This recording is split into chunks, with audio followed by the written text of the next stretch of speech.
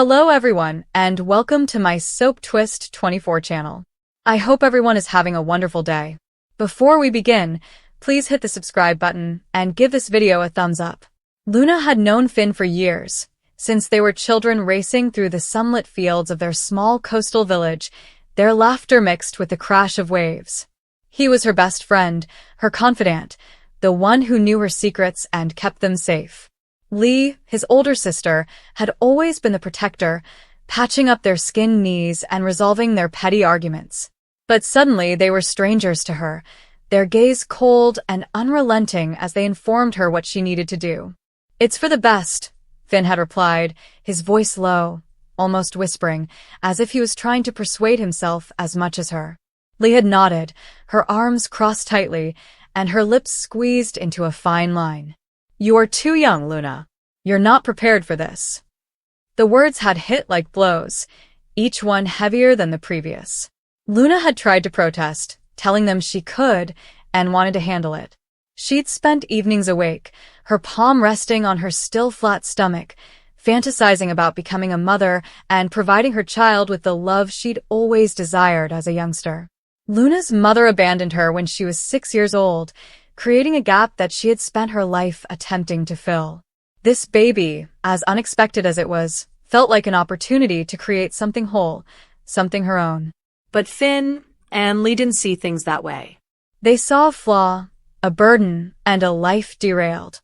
The trip to the hospital had been silent, with the car's engine producing a deep growl that filled the void where words should have existed. Luna glanced out the window, watching the world pass by, trees laden with late summer green, the ocean glinting in the distance, a painful reminder of the freedom she no longer felt. Finn drove, his knuckles white on the driving wheel, and Lee sat in the passenger seat, scrolling through her phone as if this were just another errand. Luna wanted to scream, demanding that they stop the car and let her out, but her voice felt stuck behind a wall of terror and incredulity. How had things gotten to this? How did the individuals she trusted the most end up pressuring her to make a bad decision? The hospital loomed ahead, a gray monolith against the clear sky. Luna's heart pounded as they drove into the parking lot, each beating a protest against what was to come. She tried to flee once when they first told her their plan. She'd gotten as far as the bus station, fleeing backpack loaded with clothes and the little money she had, when Finn found her, his face pallid and frantic as he begged her to return. "We're doing this because we care about you," he'd told her, and she wanted to believe him. She had longed to believe that love could take on the form of domination disguised as concern. But now, sitting in the hospital, she wasn't so certain. The doctor entered, a woman with kind eyes but a clinical tone, and explained the surgery in a way that made it seem ordinary, like having a tooth extracted. Luna wanted to tell her to stop, that this was more than just a procedure, that it was her child, her future, and her decision. But the words would not come. Finn and Lee stood by, their presence weighing her down and keeping her silent. The doctor handed her a form, a clipboard, and a pen attached by a slender chain. "You need to sign here," she continued, her voice kind but forceful. Luna's hand shook as she gripped the pen, and her eyes blurred with tears. She stared at Finn, hoping to catch a glimpse of the kid she knew, the one who had sworn to always have her back. But he didn't meet her look. She signed the form. According to what they later told her, the process went quickly. To Luna, it seemed like an eternity, with each moment extending into a lifetime of grief. She lay there, staring at the ceiling and counting the tiles to keep herself from shouting. The doctor talked softly, providing reassurances that Luna couldn't hear above the din of her own sadness. When it was over, they brought her to a recovery room, where she lay alone, the stillness worse than the ache in her body. Finn and Lee were gone, waiting in the lobby or possibly on their way home, as if they could put this moment behind them. Luna could not leave it behind. She sensed it in every breath, heartbeat, and calm moment that followed. The hospital released her the same day, and she stepped out into the blazing sunlight, her body throbbing and her heart broken. Finn drove her home, the quiet between them deeper than before. Lee attempted to make light chat by asking Luna if she wanted to stop for food, as if a burger could make up for what they did. Luna didn't respond. She didn't know how to communicate with them anymore, how to cross the abyss that had formed between them. Back at her flat, Luna snuggled up on her bed, the emptiness of the room echoing the emptiness within her. She thought about the baby she'd never hold, name or know. She reflected on Finn and Lee, the individuals she had loved as if they were family, who had denied her the choice. She wanted to detest them, scream at them, and make them feel the consequences of what they had done. But all she felt was deep, agonizing despair, grief that seemed to never end. Days stretched into weeks and Luna retreated from the world. She stopped answering Finn's calls and Lee's texts. She resigned her job at the cafe, unable to face the customers who smiled and inquired about her well-being, as if they could not see the shadows under her eyes. She spent her days wandering down the beach, the same one she and Finn used to run on as kids, the sand freezing beneath her feet and the waves unconcerned about her misery.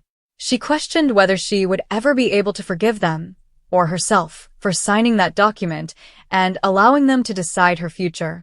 Luna rested on a driftwood log, her knees drawn to her chest, as the sun set into the ocean, painting the sky in orange and pink.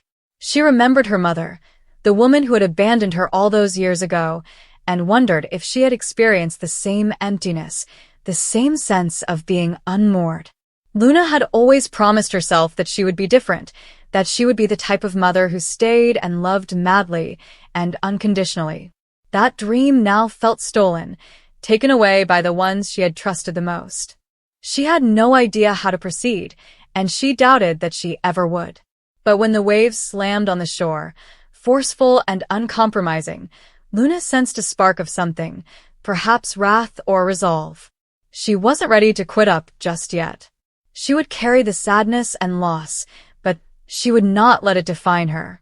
She would find a way to recover her voice, her decisions, and her life. Perhaps one day she'll be able to forgive Finn and Lee, or at least comprehend why they did what they did. But for now, she would sit here, with the water and the sky, and allow herself to feel everything, the anguish, the loss, the faint glimmer of hope that refused to fade. As the weeks turned into months, Luna gradually and methodically began to stitch herself back together. She began therapy and met a wonderful woman named Dr. Ellis, who listened without judgment and helped Luna disentangle the tangled threads of her grief and rage. She started writing, putting her feelings into a notebook, the words providing a lifeline to pieces of herself she believed were lost. She even began painting again, which she hadn't done since high school, when Finn would sit alongside her and mock her about her sloppy brushes. The canvases were raw and messy, with hues that blended together like her emotions, yet they were hers, a modest act of creation in the aftermath of destruction. Finn attempted to contact Luna, but she ignored his voicemails. Lee sent long, meandering letters full of apologies and explanations that Luna found hollow. She wasn't prepared to face them, to address the treachery that lingered in her chest. But she couldn't shake the memory of Finn carrying her on his back after she hurt her ankle and Lee teaching her to braid her hair when she was 12. They were family, or had been, and she couldn't shake the weight of history. Luna returned to the beach nearly a year after leaving the hospital, with the same driftwood log as her only friend. The air was cooler now, with the seasons changing, and she tightened her sweater about her. She thought of the baby every day, but the agony was different now, less intense and more like a bruise that hurt when pressed. She reflected on Finn and Lee's decisions, the ones she had allowed them to make. And for the first time, she felt a glimmer of compassion. Not forgiveness, not yet, but recognition that they, too, were human, flawed, and terrified. Luna up, brushed the sand off her jeans, and proceeded toward the river. The tide was coming in, the waves lapping against her boots, and she closed her eyes, allowing the sound to wash over her. She had no idea what the future held, or whether she'd ever be whole again. But she knew she was stronger than she had been that day in the hospital, stronger than the girl who had signed the form, because she lacked fighting skills. She would keep fighting for herself, for the life she still had, and for the dreams she refused to give up. And as the sun dropped below the horizon, Bathing the earth in a gentle, transitory glow, Luna made a promise to her baby and to herself. She would live, not just survive, but passionately, with every piece of her damaged heart. She would carry the pain, but also the optimism, perseverance, and love that no one could take away from her. And perhaps, just maybe, she would find a way to create a future that honored both the loss and the strength it had instilled in her. Finn walked the floor restlessly, his hands running through his hair, his mouth knotted with aggravation stemming from powerlessness rather than rage. Lee stood in the corner, arms folded, sharp eyes observing Luna with a mix of sympathy and steely determination. Both had known Luna for years, friends who had become family in a way, but the threads of trust that had formerly held them together appeared to dissolve thread by thread. "You don't understand," Luna said softly, her voice nearly breaking as she stared at Finn. "This is my choice." Finn paused his pacing and looked at her with eyes full of sadness and steel. "Luna, you are barely keeping yourself together.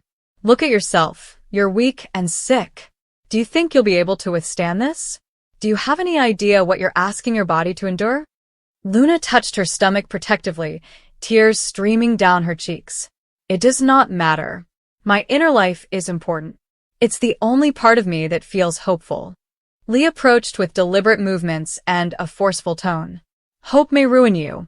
You believe that keeping this child will save your life, yet it may actually kill you. Your body is not ready. The physicians have already stated that the risks are too significant. But it is my decision," Luna shouted, her voice rising for the first time, breaking the silence in the cabin.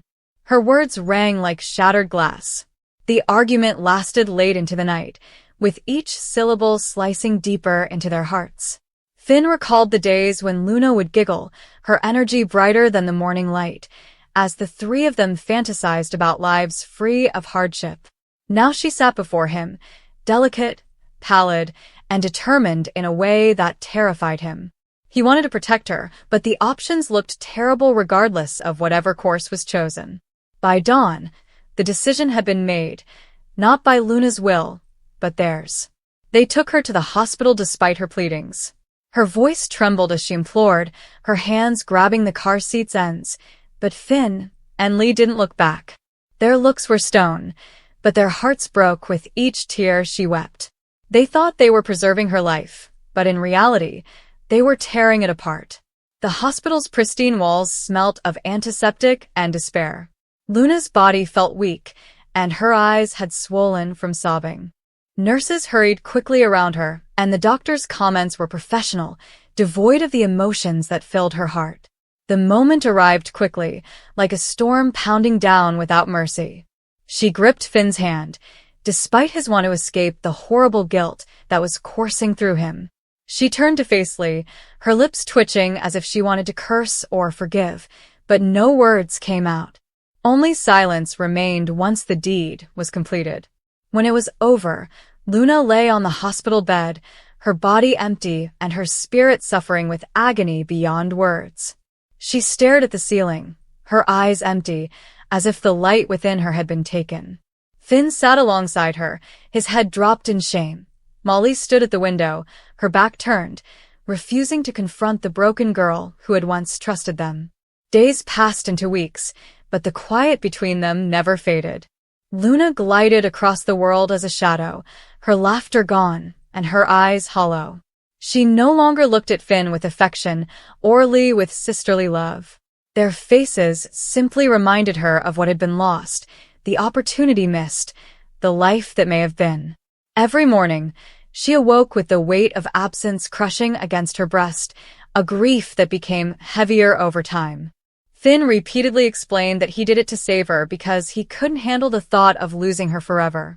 His comments, however, were like knives, stabbing deeper into the wound that would never close. Lee, on the other hand, hardened herself, believing that the anguish would eventually pass and that Luna would one day be grateful. But thanks never arrived. Only stillness, only tears, and evenings when Luna sat alone, gripping the emptiness inside her as if it were a ghost. One evening, Luna vanished. Finn hurriedly scoured the streets, his heart beating with fear, while Lee tried to remain cool while feeling fear beneath the surface. They discovered her some hours later at the old bridge outside town, sitting on the edge with her feet dangling above the water. The moonlight bathed her in silver, and her face was placid yet shattered, like if she was whispering quietly to someone she could only see. "Why did you take it from me?" she muttered as Finn neared, her voice gentle yet heavy with the weight of 1,000 sorrows. "This was mine." Finn sank to his knees beside her, tears running down his cheeks. "I couldn't lose you. I believed I was saving you." "I thought you didn't save me," she said, her eyes finding his, filled with a grief he could never forget. "You just left me hollow." Lee stood behind them, speechless, for the first time questioning her certainty, her resolve fraying as she grasped the enormity of what they had done. She trusted in logic, reason, and the doctor's cautions. However, reason could not soothe the pain of a stolen choice. Everything changed between them after that night. Luna moved further away, withdrawing into herself, composing letters she never mailed and chatting to the shadows of the life she had lost. Finn tried to stay near and protect her, but she pushed him away. Lee attempted to console Luna, but her presence only served to remind her of treachery. The tragedy was not in the act itself, but in the aftermath, the quiet that swallowed them, the love that turned to regret, the friendship that shattered into pieces too sharp to fix. Luna carried her sadness like an anchor, and Finn and Lee carried their guilt like chains. They were united by their sadness over what they had done, but separated by the distance that grief produces. Years later, the memory stayed, etched in their hearts. Luna never quite forgave them, even if a part of her still yearned for the warmth of their relationship. Finn never forgives himself, living with the agony of believing he took her future to save her life. Lee never stopped wondering if she had been strong or cruel, whether her decision was an act of love or a failure of love. And so they lived, 3 hearts torn apart by one fateful turn, forever tormented by the quiet of what was lost.